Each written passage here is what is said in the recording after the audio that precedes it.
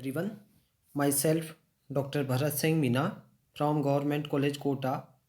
आज हम oxidation and reduction के अंतर्गत जो पढ़ेंगे वो हमारा टॉपिक है तत्वों का निष्कर्षण या कहें एक्सट्रैक्शन ऑफ एलिमेंट्स। तो एक्सट्रैक्शन ऑफ एलिमेंट किस प्रकार से किया जाता है, उसकी कुछ डिफरेंट मेथड्स हैं, उनका हम क्रम से डिस्कस करते हैं। तो सबसे पहले हम देखते हैं कि तत्वों के निष्कर्षण में जो विधियां हैं उनका किस प्रकार से प्रयोग किया जाता है और उन तत्वों के निष्कर्षण की विभिन्न विधियों को हम क्रम से डिस्कस करते हैं। तो सबसे पहला है कि मुक्त अवस्था में जो एलिमेंट्स पाए जाते हैं उनको हम यांत्रिकी पृथक्करण करवाते हैं और कई एलिमेंट जो इनर्ट होने के कारण नेचर में फ्री स्टेट में पाए जाते हैं, जिन्हें हम यांत्रिक मेथड द्वारा उनकी इम्पुरिटीज या कंटामिनेंट्स से अलग कर लेते हैं या सेपरेट कर लेते हैं। उदाहरण के तौर पर आप देखें, जैसे आपका सोना है, पैलेडियम है, प्लेटिनम है, हीरा है, सल्फर है, नाइट्रोजन है, ऑक्सीजन, आर्गन एक्सेट्रा आदि नेचर में फ्री अवस्था में पाए जाने वाले एलिमेंट हैं। तो उनको हम किसके द्वारा पृथक करते हैं? यांत्रिकी मेथड के द्वारा।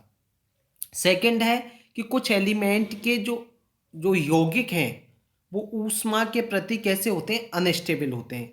ऐसे एलिमेंट्स को उनके कंपाउंड्स के थर्मल डिकम्पोजिशन द्वारा प्राप्त किया जाता है। उदाहरण के तौर पर हम देखें, सोडियम एजाइड Na(N3) धात्विक कार्बोनिल है, सिल्वर कार्बोनेट है, परऑक्साइड है, पोटेशियम क्लोरेट है, एटसेट्रा यौगिक को हम क्या करते हैं? गर्म करने पर एक शुद्ध एलिमेंट मुक्त करते हैं। थर्ड है displacement of one element by another, या कहें एक तत्व का किसी अन्य तत्व द्वारा विस्थापन। यह विधि रेडॉक्स विभवों की वैल्यूज पर बेस्ड है और थ्योरेटिकल रूप से जो इलेक्ट्रोकेमिकल सीरीज है, जो तत्व ऊपर हैं वह अपने से नीचे सिचुएटेड एलिमेंट्स के आयन को उनके विलयन से फ्री कर देते हैं।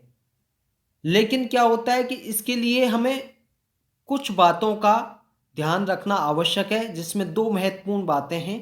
पहला है वह तत्व वाटर से रिएक्शन नहीं करता हो, ऐसा एलिमेंट हो जो वाटर से रिएक्शन नहीं करता हो। सेकंड महत्वपूर्ण जो ध्यान रखने वाली बात है वो है एक सस्ते तत्व की मदद से महंगे तत्व को प्राप्त किया जाए। तो ये दो बातों को ध्यान रखना आवश्यक है एक एलिमेंट का किसी अन्य एलिमेंट द्वारा विस्थापन करने में। और इस मेथड द्वारा जो तत्वों के निर्माण के कुछ मेन एग्जाम्पल्स हैं, उनमें पहला है जिन कॉपर एस्को में CuS की अत्यंत कम मात्रा होती है उन्हें खुली हवा में छोड़ दिया जाता है और वो क्या करते हैं कि जो एयर की प्रेजेंस है उसमें गर्मी व बरसात में रहने पर इसका परिवर्तन हो जाता है, किसमें? CuSO4 में। और यह जो कॉपर सल्फेट है CuSO4 विलयन में क्या करेगा? लोहे की छीलन डालने पर तांबा मुक्त करता है। देखिए Cu2+ विलयन अवस्था में तो कैसा है? Cu2+ है। और अगर इसमें हमने लोहे की Fe की छीलन डाली तो क्या क्या मुक्त करा इसने? तांबा। Cu और ये Fe था वो Fe2+ में परिवर्तित हो गया। इसी प्रकार से इसकी सेकंड मेथड देखें, जिन अयस्कों में थोड़ी मात्रा में कैडमियम भी होती है उनके लिए क्या करते हैं कि जिंक के एक्सट्रैक्शन में ZnSO4 का विद्युत अपघटन करवाया जाता है और ZnSO4 के साथ कुछ मात्रा में कैडमियम सल्फेट की भी होती है और पर्याप्त समय तक हम क्या करते हैं? उसका विद्युत विश्लेषण के बाद बचे हुए विलयन में कैडमियम सल्फेट की कंसंट्रेशन काफी बढ़ जाती है अब इस विलयन में यदि कुछ मात्रा में हम क्या डाल दें, जिंक मेटल डाल दी जाए, तो क्या होगा, आपका कौन सा मेटल फ्री हो जाएगा, कैडमियम फ्री हो जाती है, क्योंकि जो स्पेक्ट्रोकेमिकल सीरीज है उसमें जिंक धातु कैडमियम से ऊपर है। अब आप देखें Zn प्लस कैडमियम, तो क्या होगा, यहाँ Zn2+ बन गया और ये कैडमियम फ्री हो गया है। विलयन में आपने देखा कि जो Zn2+ आयन था वो विद्युत विश्लेषण द्वारा जिंक मेटल में पुनः प्राप्त कर लिया जाता है। और थर्ड है इसका कि जो समुद्री वाटर है उसमें कुछ ब्रोमाइड्स आयन भी होते हैं और स्पेक्ट्रोकेमिकल सीरीज में क्लोरीन ब्रोमीन से ऊपर है, तो क्या होगा, ब्रोमाइड आयनों को ब्रोमीन के रूप में विलयन से मुक्त कर देती है। देखिए ये ब्रोमाइड आयन है, ये Cl2 है क्लोरीन, तो ये क्या हुआ, ब्रोमीन के रूप में मुक्त कर दिया और Cl- के रूप में आ गए। चौथा है कि जो high temperature chemical reduction methods हैं, इसमें क्या होता है कि इन मेथड्स में कई एलिमेंट का एक्सट्रैक्शन कराया जा सकता है और यहाँ पर क्या करते हैं, जो फर्नेंस होती है उसमें हाई टेम्परेचर पर जो कंपाउंड्स को क्या करते हैं, जो उपयुक्त अपचायक के साथ गर्म किया जाता है। हम देखते हैं कि यहाँ कुछ प्रमुख अपचायकों का उल्लेख किया गया है, उसमें देखें आप कार्बन द्वारा अपचयन, आप देखें Fe2O3+C, और यहाँ पर जो फर्नेंस काम में ले रहे हैं वो वैत्या फर्नेंस है और यहाँ पर ये Fe+CO का निर्माण हुआ। इसी प्रकार से ZnO+C और 1200 टेम्परेचर पर आप देखेंगे Zn फ्री हुआ प्लस CO का निर्माण हुआ। इसी प्रकार से यहाँ पर अन्य भट्टियों के द्वारा भी अन्य एलिमेंट्स का एक्सट्रैक्शन होता है। सेकंड देखिए, इसी में अन्य धातुओं द्वारा अपचयन, कार्बन के अलावा यदि कार्बन द्वारा अपचयन कराने में ज़्यादा टेम्परेचर की आवश्यकता हो, जो क्या होगा कि आपका प्रैक्टिकली अपने अनुकूल नहीं हो, तो किसी विद्युत धनात्मक धातु जैसे एल्युमिनियम है, मैग्नीशियम है आदि द्वारा अपचयन कराया जाता है। ये विद्युत धनात्मक धातु हैं।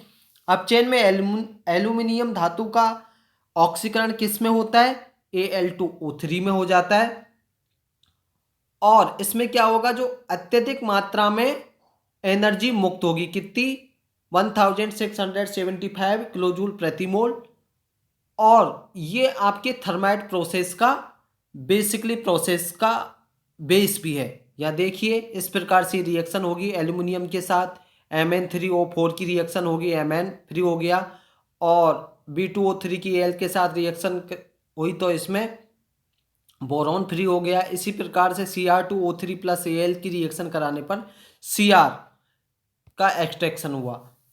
अब यदि कोई ऑक्साइड अपचयन के प्रति अत्यंत स्टेबल हो तो उनके क्लोराइड का धन विद्युतीय मेटल्स के साथ रिडक्शन कराया जाता है। अब देखिए यहाँ TiCl4 है, मैग्नीशियम के साथ रिएक्शन की और ये आपका टेम्परेचर है 1000 to 1150 डिग्री सेल्सियस है, तो यहाँ पर ये Ti फ्री हो गया है। इसी प्रकार से TiCl4 की अगर Na के साथ रिएक्शन कराते हैं तो यहाँ Ti फ्री हो जाता है।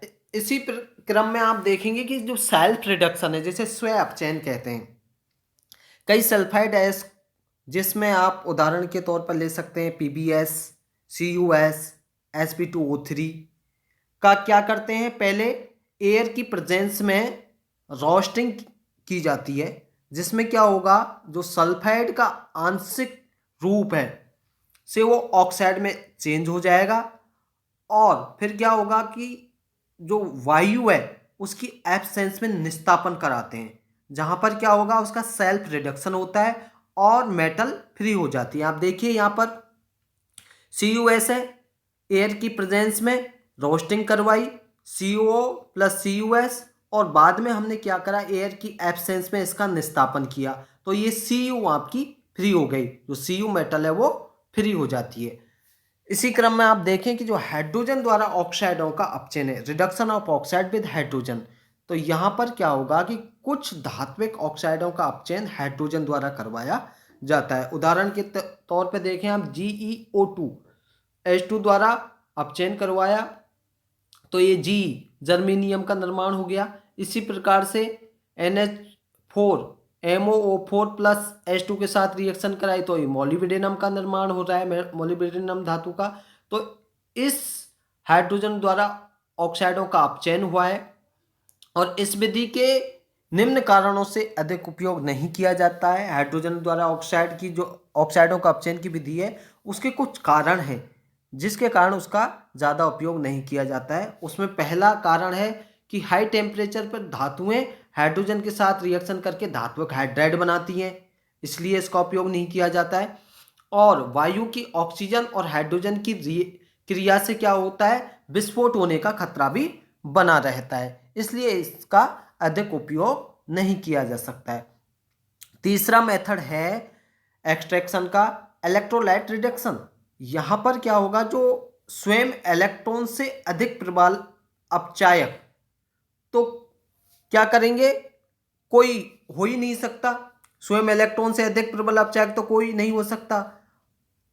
किसी भी आयनिक यौगिक का यदि विद्युत अपघटन कराया जाए तो कैथोड पर अपचयन होता है, और कैथोड पर अपचयन होता है तो क्या क्या मुक्त होती है, मेटल मुक्त होती है। और इस मेथड द्वारा अत्यंत शुद्ध अवस्था में एलिमेंट्स को प्राप्त किया जा सकता है। लेकिन होता क्या है कि यह विधि विद्युत की बढ़ी हुई कीमतों के कारण कैसी पड़ती है, हमें महंगी पड़ती है। और विद्युत अपघटन कितने प्रकार से संपन्न कराया जा सकता है, इसमें 3 प्रकार से संपन्न कराया जा सकता है। पहला है आपका जलीय विलयन में, इन एक्वस सॉल्यूशन में। इसमें क्या होगा कि यह विद्युत अपघटन की सस्ती और सुविधाजनक विधि है, लेकिन इस मेथड में उन तत्वों पर लागू नहीं किया जा सकता इस मेथड को जो जल के साथ क्रिया करते हैं। कॉपर तथा जिंक को उनके सल्फेटों के जलीय विलयन के विद्युत अपघटनों द्वारा प्राप्त किया जा सकता है। सेकंड विद्युत अपघटन के प्रकार में से है इन अदर सॉल्वेंट्स। यहाँ देखिए कहीं कहीं आपने देखा होगा कि किसी अजलीय विलायक का भी उपयोग किया जा सकता है। उदाहरण के तौर पे आप देखें फ्लोरीन के निर्माण में अजलीय HF में KHF2 के विलयन का विद्युत अपघटन करवाया जाता है। थर्ड है इनफ्यूज मेल्ट्स। गलित अवस्था में जो तत्व जल के साथ क्रिया करते हैं उनके निर्माण में तत्व के आयनिक यौगिकों को पिघलाकर उच्च ताप पर उस गलित का विद्युत अपघटन करवाते हैं। उदाहरण के तौर पे देखें आप Al2O3 और क्रायोलाइट Na3AlF6 के गलित मिश्रण के विद्युत अपघटन द्वारा आप किसको प्राप्त कर सकते हो, एल्यूमिनियम को प्राप्त किया जाता है। बी है अगर थोड़े कैल्शियम क्लोराइड मिश्रित NaCl के गलित के विद्युत अपघटन द्वारा सोडियम एवं क्लोरीन का निर्माण भी किया जा सकता है।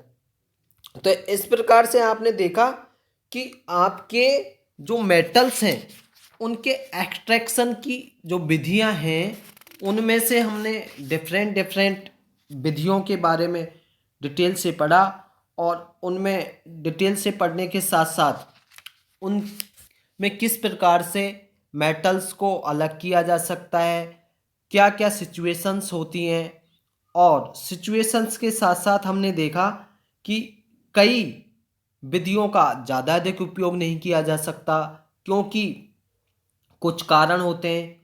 कुछ कारण में जैसे हमने देखा हाइड्रोजन द्वारा ऑक्साइडों के अपचयन की विधि में कुछ कारण थे कि वायु की ऑक्सीजन व हाइड्रोजन की क्रिया से विस्फोट होने का खतरा होता है, इसलिए उसका ज़्यादा उपयोग नहीं किया जा सकता। और साथ ही था कि हाई टेम्परेचर पर जो मेटल्स होती हैं वो हाइड्रोजन के साथ रिएक्शन करके धात्विक हाइड्राइड भी बनाती हैं, इसलिए उसका ज़्यादा उपयोग नहीं किया जा सकता। साथ ही हमने सेल्फ रिडक्शन मेथड को भी पढ़ा। उसमें पहले तो क्या कराते हैं, हम एयर की प्रेजेंस में रोस्टिंग करवाते हैं, देन एयर की एब्सेंस में बाद में हम क्या करवाते हैं, निस्तापन करवाते हैं। तो इस प्रकार से हमने सेल्फ रिडक्शन के बारे में भी डिस्कस किया। High temperature chemical reduction methods के भी बारे में हमने क्रम से अध्ययन किया। सबसे पहले कार्बन द्वारा अपचयन कैसे होता है, उसके बाद अन्य धातुओं द्वारा अपचयन कैसे होता है, और इसी का जो पार्ट था सेल्फ रिडक्शन उसके बारे में हमने अभी बात की थी, उसका भी किया। देन इसी का हिस्सा है जो high temperature chemical reduction methods का, उसमें हाइड्रोजन द्वारा ऑक्साइडों का अपचयन किस प्रकार से होता है। और इसी के साथ हमने पढ़ा इलेक्ट्रोलाइट रिडक्शन। इलेक्ट्रोलाइट रिडक्शन में भी हमने देखा कि ये इसकी कीमतें विद्युत की बढ़ी हुई होने के कारण महंगी पड़ती हैं, और इसके कुछ स्टेप्स हैं। 3 प्रकार से इसको संपन्न कराया जा सकता है। जलीय विलयन में भी करवा सकते हैं, अदर सॉल्व जलीय विलयन के अलावा हम अदर सॉल्वेंट्स में भी करवा सकते हैं, और इसकी जो अवस्था है इनफ्यूज्ड मेल्ट्स गलत अवस्था में भी विद्युत का अपचयन करवा सकते हैं। तो इस प्रकार से हम जो मेटल्स की रिडक्शन एक्सट्रैक्शन, तत्वों का किस प्रकार से एलिमेंट्स का एक्सट्रैक्शन करते हैं, उनका हमने डिटेल से अध्ययन किया। Thank you.